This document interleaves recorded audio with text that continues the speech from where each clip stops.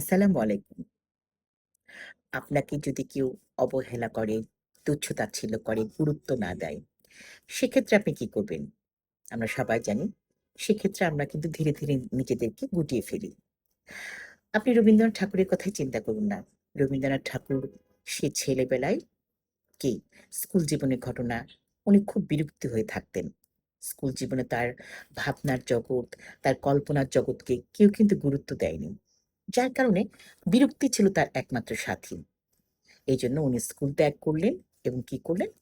ধীরে, ধীরে উনি উনার ভাবনার জগতের সঙ্গে জড়িয়ে পড়লেন এবং ধীরে, ধীরে উনি একজন বিশ্বমানের সাহিত্যিক হয়ে উঠলেন। আমরা কিন্তু আজও তাকে পড়ি, তাই না? যখন কিনা কেউ তাকে পড়াতে চাইত না। ঠিক অবহেলাও ঠিক তেমনি। আমাদের জীবনে কেউ যদি অবহেলা করে, তাহলে সেখানে আপনার দাঁড়িয়ে থেকে সম্মান পাবেন না। সম্মান খুঁজে পাবেন না। এক্ষেত্রে আপনাকে নিজের জায়গা নিজেকেই তৈরি করে নিতে হবে।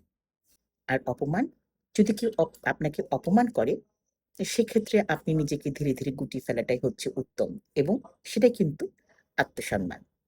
আপনারা সবাই ভালো থাকুন, সুস্থ থাকুন। আল্লাহ হাফিজ।